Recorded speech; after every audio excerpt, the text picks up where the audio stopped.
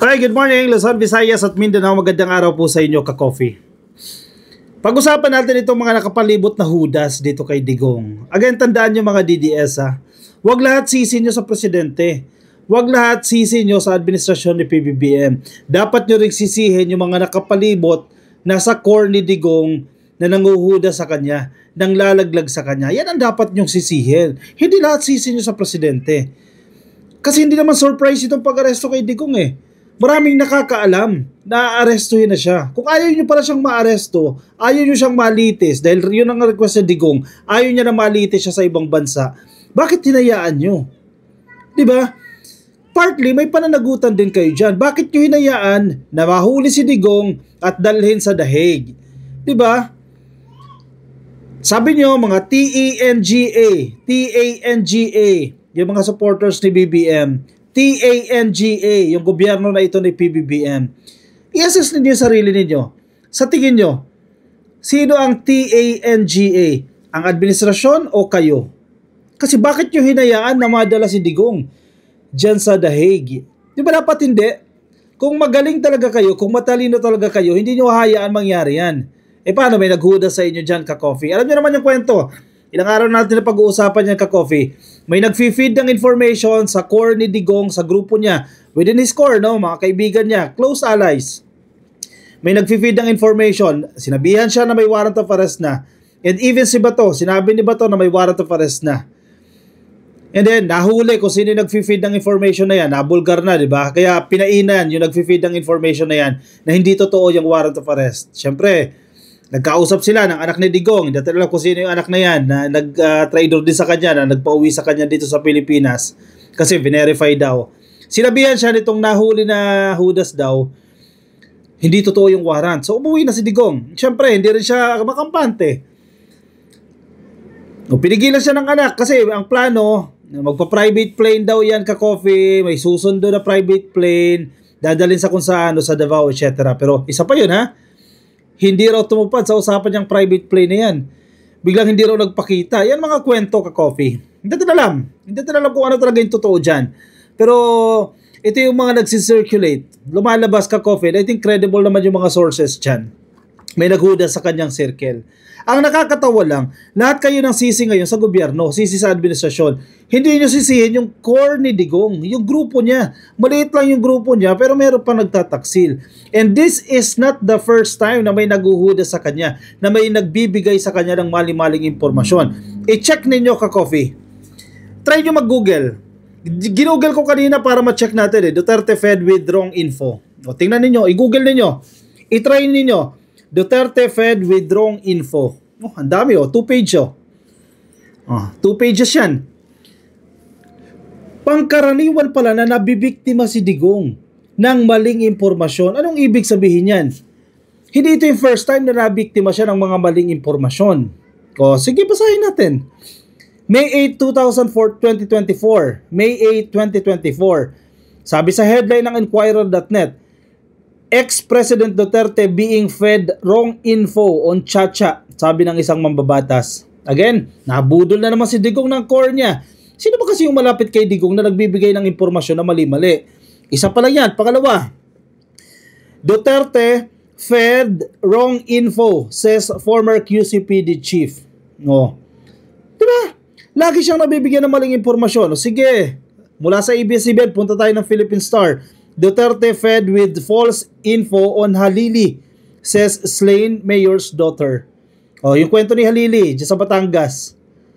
Ulitin ko ha, Duterte fed with false info on Halili, says slain mayor's daughter. Madala siyang mabiktima. Bakit ganun? Sino yung core ni Digong na lagi nagbibigay sa kanya ng maling impormasyon? Hindi pa dyan nagtatapos. O Rappler, Malacanang admits Duterte being fed wrong info on EU. European Union naman yan. October 13, 2017. Pang-apat na yan. Panlima, sabi ni Garbo, Duterte was fed with wrong poisonous information. July 6, 2016. Bago ko po siya dyan sa pwesto.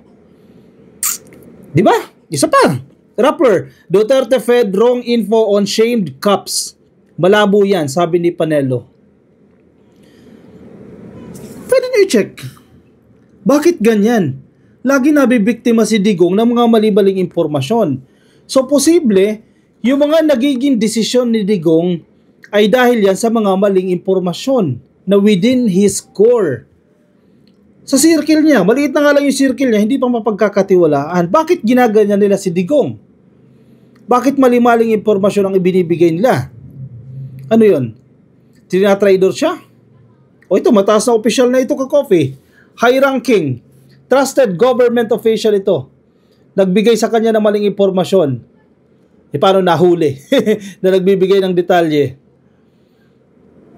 Sinabi doon sa grupo, kasi hindi na naman kasama yan dyan sa Hawaii, sa Hong Kong. Sinabi sa kanya na hindi totoo yung warrant na yan. Sige, umuwi. Kahit pinipigilan siya kanyang mga abogado, revelasyon din na Remulla yan Pinipigilan na siya ng mga abogado na wag umuwi sa Pilipinas dahil aarestuhin na siya. Sige, i-verify ng anak Hindi raw totoo yung warrant na yan. Biktima na naman siya ng wrong info. See? Nakikita ninyo ka-coffee? Bakit madalas si Digong ganyan? Bakit lagi siyang nabibiktima dyan? Hindi siya nakinig sa mga abogado, nakinig siya sa anak niya. Kasi kinakailangan maisalba ang political image, yung imahe ng anak na yan. Sino ba yan? Si Sara Duterte, si Baste Duterte o si Pulong? Kasi kapag hindi raw umuwi si Digong, masisira ang imahe ni Sara Duterte o ni Baste Duterte, ni Pulong Duterte o ni Kitty Duterte.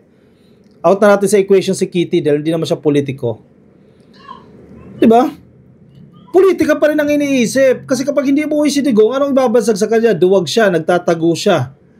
Iniiwasan niya ang batas.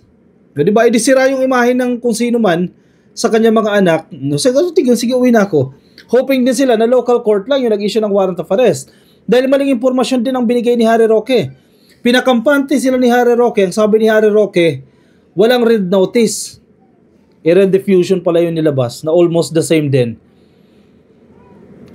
Walang red notice kasi si Harry Roque runong-runungan Ano nangyari sa kanya? Nandiyan siya ngayon sa The Hague, nag-iisa. Sa loob ng penitentiary. Sila Sara nasa labas. Sino may kasalanan yan?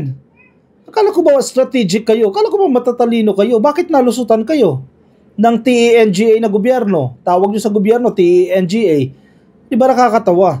Weak ang tawag ninyo sa administrasyon na ito, TENGA ang tawag ninyo, pero nalulusutan kayo, naiisahan kayo. Tapos ngayon, ang narrative ninyo, aping-api si Digong, hindi binibigay yung pangangailangan ni Digong. Aba, nagkakamali kayo, fake news kayo. Paano hindi ibinibigay? Alagang-alaga nga kayo ni General Torre kanina, kung nakinig kayo ng hearing, nagsalita si Remulla, si SILG, Secretary of the Interior and Local Government. Tinanong pa si Madam Hanilet, ano ba yung mga gamot niyan, mga maintenance niyan? Kasi syempre, kailangan i-ready din yan bago ibiyahe. Nag-beg off, hindi nagbigay ng si Hanilet ng mga na yan, gamot na hinihingi na yan. Tapos palalabasin ninyo, deprive si Digong. Hindi pinapakain si Digong, hindi pinapasok ang doktor. Sige, maganda, manggaling mismo sa kanila. Pakinggan natin ka-coffee yung naging takbo ng hearing dyan kanina. Sige wait lang Hanapin natin yan.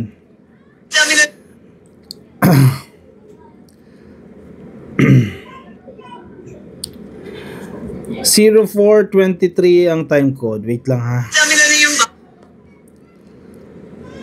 doktor niya. Yes, ma'am. They came from Cardinal Santos is their doctors. What they are... Ang argument nila, hindi pinapasok yung doktor. Walang medical attention na binibigay dito kay Digong. Para magkaalaman tayo, para malinaw, ka-coffee. Kasi pinapakalat ninyo, inapi talaga si Digong Hindi siya inapi. Pakinggan natin hospital doctors there on the Philippine Air Force. Hindi, pero ang mahalaga, yung doktor na talagang doktor niya. Yes, ma'am. They came from the Cardinal Santos is their doctors. What they are actually asking, they even asked for ECG, and the ECG came. That was very, very different from the ordinary Filipinos. And, correct. Wait lang. They're asking for... May punto dyan si General Torre.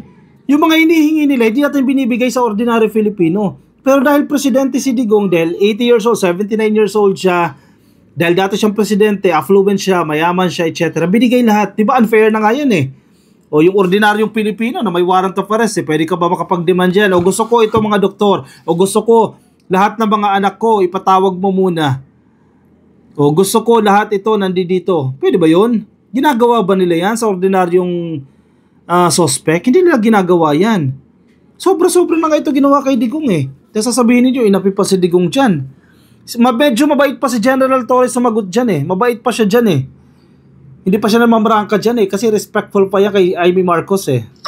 I think executive check-up, that's one thing that we did not accede to. Ang sinasabi ninyo, po? Yes, Senator Jinggoy. So, walang katotohanan doon sa sinasabi na hindi ninyo pinagbigyan yung sarili niyang doktor? No, ma'am. Not true, ma'am. Okay. They requested the doctor. The doctors arrived. Oh, correct. He was given an ECG. Subsequently, they asked Miss Hanilet, the common law partner of the former president, for a list of his prescribed medicines. She declined. We asked a rundown of his pre-existing medical conditions. She declined. We asked what allergies he had. She declined. We asked that she board the flight with him going to The Hague. She declined. So all those rights, according to him, were given, and the doctor was given, and we tried to extract as much information as possible, but they all declined. Oh. Okay. Naku ha, Hanilet ha. Matindi itong revelasyon ni SILG. Ma'am, tinanong ka, ano yung mga prescribed medicines? Ano yung mga gamot na iniinom na Digong? Oh, nag-decline, hindi binigay. Ano yung mga sakit ni Digong? May mga pre-existing conditions ba yan? Ano ba yan? Hindi nagsalita si Hanilet. Inalok siya. O, sumama ka papuntang The Hague. Nag-decline. Yung balita wala daw passport. Paano nakauwi ng Pilipinas siya nang walang passport? Galing lang Hong Kong. Diba? Hindi inapi. Binigyan lahat ng pagkakataon. Ibinigay lahat. O si SILG, si Remulla na nagsasabi niya, magsisinungaling pa ba yan si Remulla? And I think pwedeng i-verify ni Hanilet yan. Totoo bang in-offer sa kanya yan? Na pinapasama siya? Totoo bang tinanong siya kung ano yung gamot ni Duterte? Totoo bang tinanong siya kung ano yung mga pre-existing conditions o mga existing conditions ni Digong? At nag-decline siya? Baka pwedeng i-verify ng mga DDS vloggers yan. I-check ninyo kay Hanilet. Tapos ngayon, ang narrative ninyo, aping-api si Digong. Wala siyang ganyan, wala siyang ganon, may medication siya, may operation siya, etc. Diba? Bakit ganyan?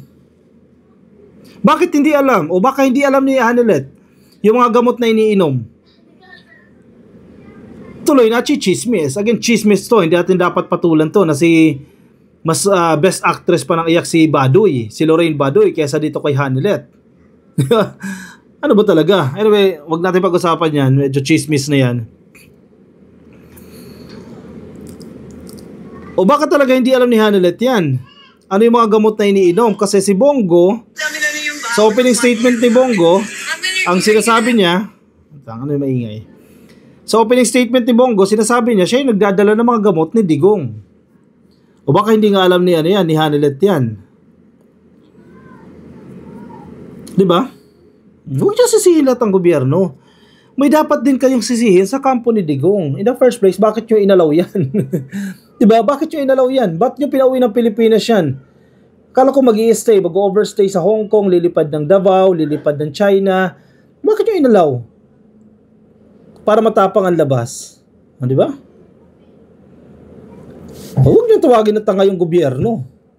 Tinatawag nyo na tanga yung gobyerno eh. Tapos naisahan kayo ng tanga na gobyerno. Di ba? Kayo nakakatawa dyan. Oh. May mali kayo. May pagkukulang din kayo. At dapat din kayo managot sa pagkukulang na yan. O siya sa Kaka-Coffee, baka may komento kayo, opinion, reaction, lagay dyan sa ating comment section para mabasa po yan ang iba natin mga ka-coffee. Mga nasa Facebook, please like and follow. Yung mga nasa YouTube, click lang po na subscribe and hit the notification icon para updated kayo once we have new upload. I'll see you ka-coffee in my next video. Bye-bye.